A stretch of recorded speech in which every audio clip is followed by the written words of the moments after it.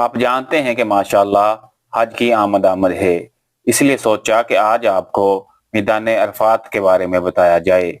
آپ میں سے بہت سے لوگ بہت اچھے طریقے سے میدان عرفات کے بارے میں جانتے ہوں گے۔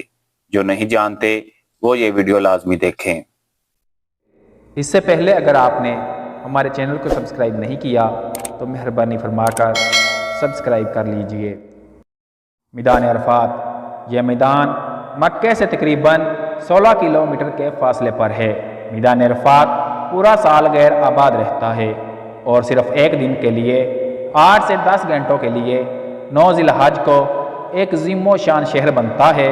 یہ 9 ذی الحج کی صبح آباد ہوتا ہے اور غروب آفتاب کے ساتھ ہی اس کی تمام آبادی رخصت ہو جاتی ہے۔ مشرق تا مغرب یہ چوڑائی میں 4 میل اور لمبائی میں 7 تا 8 میل کے قریب ہے۔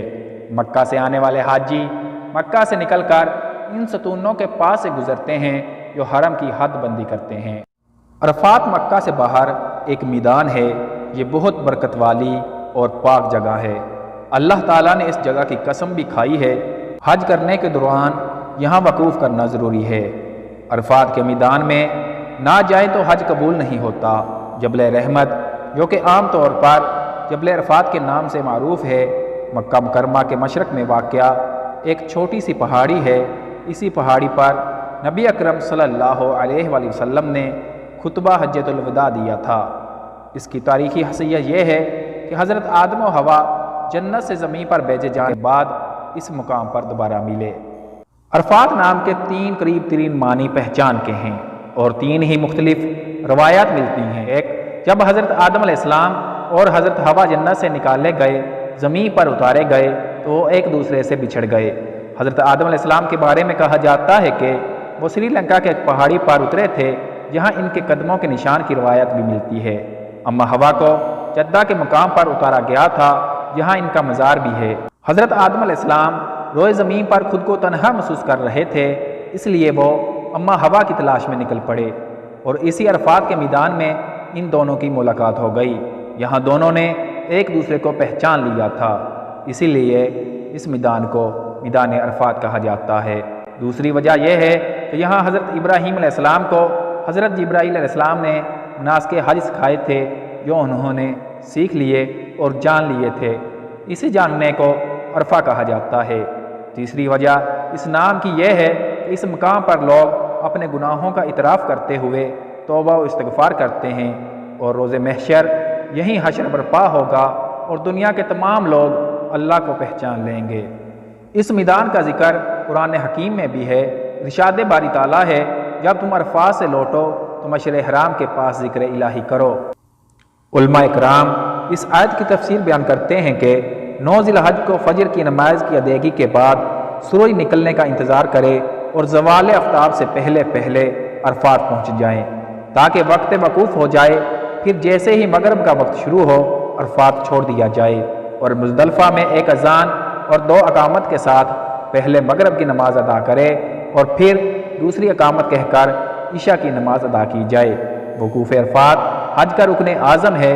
یہ وقوف خواہ 1 منٹ کا ہی کیوں نہ ہو، اس کی ادائیگی فرض ہے۔ حضور نبی کریم صلی اللہ علیہ وآلہ وسلم کا فرمان مبارک ہے، وقوف عرفات ہی حج ہے۔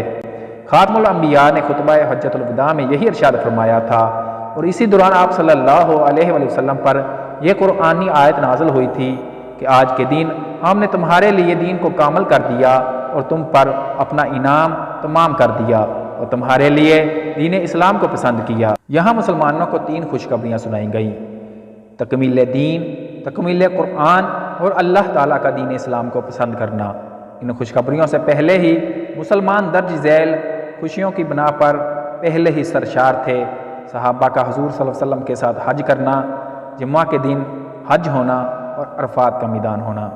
اس میدان میں ایک مشہور تاریخی پہاڑ جبل رحمت ہے جہاں سرکار دو عالم نے وہ تاریخی خطبہ ارشاد فرمایا تھا جسے سن کر صحابہ کو اندازہ ہو رہا تھا کہ شاید آپ صلی اللہ علیہ وآلہ وسلم کا آخری خطبہ ہو۔ آپ صلی اللہ علیہ وآلہ وسلم بار بار ارشاد فرماتے رہے، مجھ سے مناسک حج سیکھ لو، شاید اس حج کے بعد میں کوئی اور حج نہ کر سکوں۔ ایک حدیث مبارکہ میں آیا ہے کہ حضور نبی کریم صلی اللہ علیہ وآلہ وسلم نے عرفہ کی شام کو میدان عرفات میں امت کی مغفرت کی دعا مانگی اور زار و قطار روئے، جس کے جواب میں رحمت الہی جوش میں آئی اور ارشاد ہوا ہم نے تمہاری دعا قبول کر لی اور جو گناہ بندوں نے کیے ہیں وہ معاف کر دیے، البتہ جو ظلم ایک نے دوسرے پر کیے ہیں ان کا بدلہ لیا جائے گا۔ مسجد نمرہ میں نبی کریم صلی اللہ علیہ وآلہ وسلم نے عرفہ کے دن ظہر اور عصر کی نمازیں ملا کر پڑھی تھی۔ وقوف عرفات حج کے واجبات میں دوسرا واجب وقوف عرفات ہے، جسے خلوص نیت سے انجام دینا چاہیے۔ وقوف عرفات سے مراد یہ ہے کہ حاجی عرفات میں موجود ہو۔ عرفہ کا دن اور عرفات کا میدان وہ بابرکت زمان اور مکان ہے جہاں اللہ تعالیٰ کی جانب سے ہمارے پیارے نبی صلی اللہ علیہ وآلہ وسلم پر خوشخبری نازل ہوئی تھی کہ دین اسلام مکمل ہوا۔ عرفات کے میدان میں مبارک اجتماع ایک طرف مسلم امہ کی عظمت اور بھرم کی علامت ہے تو دوسری جانب مسلمانوں کو مساوات، بھائی چارے اور ایک ہونے کا درس دیتا ہے۔ امید ہے آپ کو ہماری یہ ویڈیو اچھی لگی ہوگی۔ مزید اچھی ویڈیو کے لیے ہمارے چینل کو سبسکرائب کریں۔